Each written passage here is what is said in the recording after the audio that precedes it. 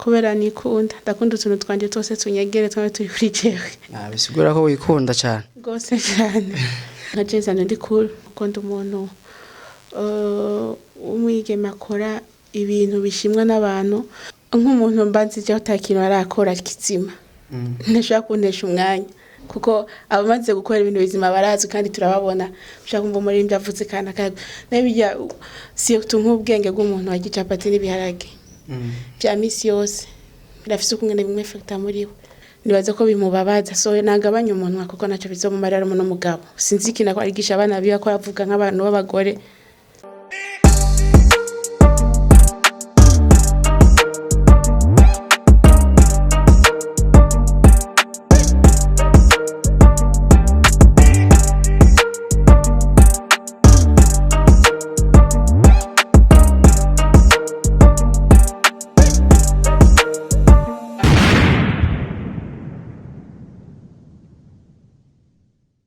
Mwaramutse cyangwa mwiriwe kuri mwebwe mwese mwama mudukurikirana ku mwanya kuri mikoro muri kumwe na MCND aha ni kuri ImperialTV +257 nkuko bisanzwe iganiro ni Buja Entertainment uno munsi tukaba dutembereye kubayorera makuru menshi cyane agiye atandukanye kuri umwe mu bamenyesha makuru ba RTNB radio nkuru y'igihugu na televiziyo cyo kimwe na TV dftv tukaba twamugendeye iwiwe hasanzwe akorera akaba ariyo tuko turaja mu ntumbero yo kuba yorera makuru menshi cyane turabaha ikaze byinshi cyane mutibagiye kugira subscribe share na comment kuri channel yacu ya YouTube twa ImperialTV +257. Tayari tumeshakuwa ndani ya mjengo wa dftv tuko pamoja na musika mwenyewe anatambulika kwa jina la DJ Fanny. Assalamu alaikum. Wa alaikum salam wa rahmatullahi wa barakatuh. Inakuaje? Safi.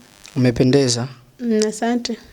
DJ Fanny, uyu munsi tuje ngaha gushaka gutangaza byinshi bivugwa kuri wewe. Sinzi ko bishoboka ko abafani bawe ndetse n'abakunzi ba entertainment bomenya byinshi kuri wewe. Ntakibazo ndaza ko nabakiri. Ego, tutanguye n'ikibazo ca mbere kubera iki DJ Fanny? Kubera iki iryo zina? Nitwa Nyamurango Fanny. DJ yaje kwa ndi mu DJ ndi muri na association y'aba DJ DJ gira cya kabiri muri Burundi and DJ before ko mbo mu journaliste cyangwa presenter natangiye kwa ndi mu danseuse mu nyuma ndaja mu DJ niryo zina ryavuye.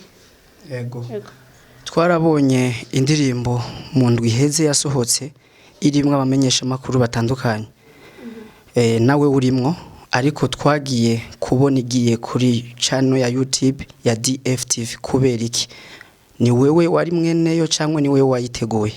Oya indirimbo yateguwe na journaliste culturel umuryango w'aba journaliste culturel hama Amir Pro do sponsor yo kudukorera audio hama naje muri dftv kwa sanzwe fise ibikoresho cha nkora dukora video ego hama uko tsanze turi umuryango barabonye ariko twishira kuri channel yacu ko ni dftv yahagarariye video. Ego kubera iki dftv uwumvise dftv ashaka kumenya mu majambo yose ni giki? dftv ni DJ Fanny TV. Urumva wayitiriye izina ryawe? Ego kubera iki washimye kuyituko? kubera ndakunda utuntu twanje twose tunyegere twame turi kuri jewe. Bisigura ko wikunda cyane gose cyane nimba atari banga dftv ifise abakozi bangahe bose hamwe? Nibaza ko bakurikirana ibiganiro byacu bakurikirana akabona ko turi benshi. dftv ni umuryango munini urimo abakozi benshi kwanda je muri wande sindabita ko abakozi ndabita ko abajyango abagenzi kuko nibaza yuko ihagaze nka dftv nabo baba bafise mu ruhara usivye ko bari byo kurihana cyo kuvuga ati umushara mugabo je gikuru ndabara nk'umuryango kuko turanakundana muri dftv bose apart yuko tuba turi ari company barafite n'urukundo dufitaniye hagati ya twebwe ku buryo usanga twibagiye ko turi ku kazi twimvira ko turi mu muryango gusa umuntu waba yisanzuye kuko nka Jason ndikunda umva turi kumwe nawe rero twisanzura mva n'umuryango w'abantu benshi. Nkuko bivuze usanzwe uri cool burya nkeje umuntu yoba afise iyo tala yipfuza kumbure umufasha akakwegera hari icyo wamufasha? Nibaza ko nafashije benshi kandi abishima Imana kuko ndi umuntu umwigeme akora ibintu bishimwa n'abantu. Nza ndonka ubutumwa bwinshi anavuga ati ndifuza kuzoba nkaho, mva ko ari ikintu kiza cyane ninzi ubona umuntu atakuzi agukurikirana gusa ibikorwa byawe, avuga ati ndifuza kuzoba nka kanaka, mva ko ari ikintu navuga ati cyo gushimira Imana.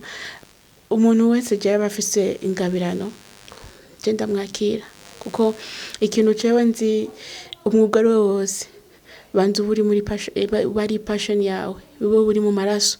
Ivyo kwiga twarize mugabo urashaka kwiga ikintu muga kitari muri wewe ntugikore neza, kugisumbuka kugikora ugasumbuka gukora n'umuntu atacize mugabo kiri mu maraso, acagerageza ku develop utuntu bisanzwe mugabo atigeza aca ku ntebe yishirwe niko ndigira iki kintu niki.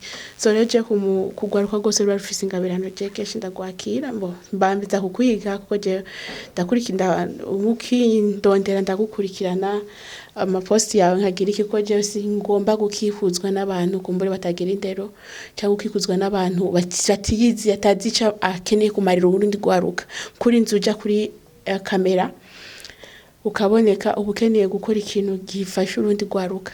Umva rero ni nkiyo baturabirako, umva maze gukora ibintu atari vyiza aho muri uwo mwanya je niduhuza. Ego muri mako ushatse kuvuga ko ahanini ni wisunga n'icyo umuntu yigiye, wisunga na tala yiwe ikiri mu maraso yiwe. Ivyo byose ndabiconsidera parce que utize nisho nibaza ko udashobora kuba umenye indimi cyangwa umenye kwandika cyangwa umenye kugira ama recherche yo kumenya ati je ndakeneye kuba nka kanaka umumesha makuru abakome tuza kuba warize hama ukagira ama recherche urashobora kubiga mu gukabona bikunda je kikuguri ndakunda umuntu akora ikintu kiri muri we apana gikoze kuko nabonye kanaka yagikoze. Yego umaze kuvuga ivyo mu minsi mike nyuma twarabonye post yiwawe kuri page yawe yerekana ugaragaza umunezero mu kwerekana umuntu yagukoreye ikintu ciza cyane badakorera bose nubwo abenshi bayibakorera. Twabonye umuntu azwi ku izina rya Freddy nimba ni henze yagucafye, woba wavyakiriye gute? Nararyohewe cyane gituma ndakubwira nti iyo ukora ikintu kigashimwa n'abantu biraryoshe kuko n'umunyamakamba yarambwiye ati je ndakurikirana ibikorwa byawe ndagukunda ingene ukora tworonka nk'abata ndambwiye ngo tworonka nk'abatano mu gihugu ngo twoshika kure twoshikana entertainment ngo ndabwira nti bariho mugabo kumba ukurikirana ndashima.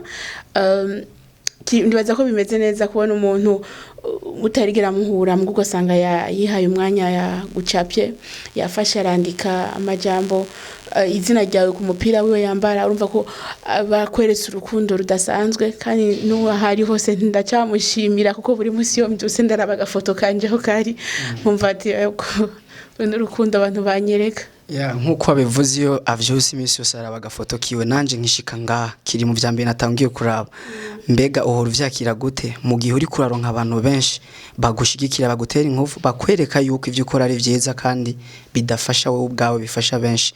Mbega nabajya zijya commentaire mbi ziguca intege wowe ziraguca intege cyangwa uzifata gute? Hari kera nibuka ko nkoze nk'ikintu nkabona amakomantere mabi narababara mu gubundi amaze kwiga yuko nta ukundwa na bose kandi izi ya commentaire winzi ubona umuntu akomanta ku kintu kibi kandi uzi kutari kibi hajya abaritushe y'ivyo ukora abakeneye kuja mu kibanza ciwawe abayumva ati waje atari jewe ndikunda akora ibi waje atayumva urya munyana nshaka kumukontrola ibi muri we ikikora gusa uvuga ni okay nimba ubona ko atari vyiza ntibikimbabaza mu jambo rimwe ndabibona ko biri simple kuko mbanzi ko icavuze sico ko je ndiyizi. Yego nyuma y'ivyo byose mu ndwi iheze mu ndwi yahera twarabonye post yiwahoze ari umumenyesha makuru kuri Rema FM azwi ku izina rya Ismail niyonkuru aremeza neza ko DJ Fanny ari umwe mu bantu bakoranye n'uwo bavuze ko yakoze Westcrow mu gutegura igiteramo cha ategura kuzana ba Rayvanny Yemialade benshi cyane kandi ku mafaranga menshi nakavuga neza ko we wari umwe mu bo bakoranye. Uno munsi we tukaba tuzi ko abarizwa mu mpimba mu ibohero rikuru rya Bujumbura. Mbega we wavyakiriye gute kuri rya post ya Ismail niyonkuru? Nk'umuntu mbanzi cyo takintu arakora kizima ntashaka kuntesha umwanya kuko abamaze gukora ibintu bizima barazwi kandi turababona ushaka kumva umuririmbyi avuze kana n'ibijya si nk'ubwenge bw'umuntu wa gicapati n'ibiharage bya misi yose birafise ukungene bimwe factor muri we sindamuha umwanya na gatonya kuko abantu je baranzi kandi ibyo Burundi ni buto Bujumbura bwo ni buto cyane ibyo dukora barabikurikirana bakabibona nibaza ko umuntu akuvuze ko ikintu nkawe ambuvuze ko ikintu kibi sindabibona mbona ko ari ibintu yakeneye kwikuramo inkwemo kuko hari umuntu namvise ndizina giyomva ko hama kuvuga yuko ngo je ngo piske twarakoranye ntitwakoje ndumesha makuru baranzi ico giteramo cya Emera dagitegura nije nisenda muzi yaraje bamubwira ngo ukeneye ko ikintu cyawe kigenda neza kwifireke biteramo na promotion rondera umesha makuru twa kanaka so yarantelefone yarambwira ati ndakeneye ko tubonana ndakunda gutegura igiteramo ndambwira ni okay so aransangaho ndi ku kazi ndambwira ni je promotion d'abord sindakuzi promotion yipo ico kirekana ko igiteramo cy'abanyamahanga haje umunyamahanga wese ateza ndamufactira amahera nshobora gukorera mugo murundi novuga ati no abarundi nta muntu akeneye promotion y'umurundi si nk'umuririmvye je no saba amahera mugara umunyamahanga je arampa kuko ntaho tuzohurira so amaze kubimbwira ndamwira ntokeje nzokorera aya arambwira ati okeje sendamuzi atanya akazi ndagakora kandi nibaza ko atari fanny wenyene yoba ya participer muri yo concert cyangwa muri press conference twari benshi mugani mba ismail yahisemo kuvuga fanny nuko ngumbi izina rya fanny ifise ico rimubwira yego yes ku batari bwabyumve ku batari bwabimenye amakuru meza avuye kuri we kubivugwa ko azwi ku izina rya DJ Fanny aravuga ko we yari kakorera amafaranga kandi nkuko umwuga we bimutuma niko yabikoze turashimye Fanny kuba ashoboye kuduhereza inkuru y'ukuri kuko abenshi bari bamaze iminsi babikurikirana abandi babifata uko babishatse ahubwo bana nibaza yuko ari nk'abantu yagera avuga iwo barondera akababaza neza je nije muntu wa mbere atangiye même si nakoze iyo promotion ku nk'abandi ba journaliste twarakoze aba journaliste benshi yadushize mu mugwi umufasha promotion yaturisha mugana yagegeze no kubaza khayama kuco giteramo kuko navuga nti kwanda je ndakunda ndazi ko niyubashe nkakorera na televiziyo y'igihugu ariyo muvye wayandi ma televiziyo andi ma radio ikintu kibi nokora ku kazi birashobora kuntera ikibazo kwanza si ku kazi gusa ne ku bavyeyi bandeze kuko ndafise indero mama papa bampaye yo ndiko ndakora ibintu bitajanye n'ivyo bandezesheje umva ko bibabaza nararonde babutali ari manager wa Diamond na Barevan WCB label turavugana ampi ukuri kwiwe mu nyuma nibaza yuko abibuka 2018 nja muri 2019 nja muri Tanzania kugira media tour ndarutse mu Burundi narabwiye ko navuga na manager wa ImperialTV so apart yuko twavugana ujya musi nyene je namwirondere ndamubwira ndamurondera ndamubwira okay narabonye aka video mko murategura concert mugasi nabwo arumwanya kuvugana bimeze gute kurande rwanyu arambwira ati twe gushika no masaha yo muntu naraturira yatubwiye gusa ko ariko ararondera ndabona okay nimba tabarire ifoko mu class ibintu mukavuga yuko ico gitaramo giharya kugidahari uwo musi nye tuvugana no musi wa postinze kuri Instagram kuri Twitter yabo urumva cecekana yuko nimba banshira muri ivyo ngo Fanny yari bateguye je ndumeshe makuru kandi umuntu aje kubwira ati okay ndiko ndategura igiteramo ukabona n'utu video nitumenyereye kubona abaririmbyi akora tu video ngo nzuba ndi Bujumbura bla bla bla bla atafise ko yavuga n'umuntu wateguye igiteramo akakubwira n'itariki so tubonye tujya tu video twakazi twari dufise kakara ko gukora mugaje regrette beaucoup kuko Ismail yaguma shaka ku post every time aranshara arantaginga nkiyumvira nta kintu kiza no banakoze cyamukoze ko tagira kivuga yifuza gukora ikiza so n'abantu nyene mama bafise je bavuga singene no kuvuga amajambo kuri kamera mugabo nibaza kwiyongeso ireka kuko mbere ko avuga ikintu kandi urya n'umuntu usanzwe mukunda kumukurikirana amaposti baratumwa asukunda ashaka kumubwira ngo kora iki no kagikora si wa mugabo cyangwa ubona umugabo si wa mugabo yiyumvira ati mbere ko ikintu gifise ikintu nyabaki kiza kugarukana je nta musi witugeze dushwana je nawe ko twari tuzinanye nova kutata nasangira akazi afise strategy akoreramwe je nkagira zi wanje nizidasa so sinivuga ituma guma ntaginga mu bintu yo byose postinze DJ Fanny nkimvikina namukore ngana cye ni ubwenge mu ndavuga ati okay iri kurakora ibintu byananiye wundi abona yuko watacuri kurakora akene kubaka mikiya kibanza nibaza ko uno masa kuba ari mu buhungiro muri Kuwait bari Kuwait na bari Qatar bitamuryoheye kubona twasigiye mu gihugu two turi degevya dukora inzira ariko arafata aja ngo sinzi ariko araja biramuraba mugabo wumva aribona ko twega turiko turikora neza atakibazo dufise nibaza ko bimubabaza so nagabanya umuntu kuko naco bizomumarira mu mugabo sinzi kina ko arigisha abana biba ko yavuga nk'abantu b'abagore uvuze ko ari mu buhungiro Ismail niyonkuru mbega nk'umumenyesha makuru mugenzi we ayo makuru wo yemeza neza abafanzi no twarabonye video yafashwe adafise byangombwa none ugenda mu kindi ugenda mu kindi gihe udafise bikuranga none uburike yagiye batwara abundi baza ko bakurikiranye utu video bamupostinze yafashwe na bajije umutekano bo muri ico gihugu bariko babazi byangombwa ari mumva yitwa ko ari impunzi muri make Ismail niyonkuru ashobora kuba ari muri bamwe bariko barasubiza kandi nyuma muziki y'u Burundi tubijanye n'amapost menshi yiwe tuguma tubona ivyo akora byo kubwira hari ibintu akoroka abona ko ari ivyo kuko abari ivyo barundi barakeneye umuntu abavuga apana ko ikintu kimwe inacinyerikisha baririmbye bo nga bashakira ikintu tuvuge ko ari ciza nubwo muririmbye oja muri show yambaye kirato gicafuye tuvuge ko ari ciza muga Ismail kesha arakivuga ico kintu arakivugije mugawe kimbabaza nuko afise uri kuramukurikirana ivyo akora afise uruhande abahengamiyemo ntavuga nk'umuntu nyene avuga ati ndavuze kuko nimba ari kanaka yakoze iki ndabuvuze sindaba bari afise amazina y'abaririmbyi adashobora kubavuga ko ikintu kibi yama bavuga ko ivyiza gusa orke ivyakora ni vyiza ndabikunda nanje I wish kubikora mu gusibye gusa ko abantu b'abakobwa batwubahuka cyane usanga nabikoze ugasanga ugize ikibazo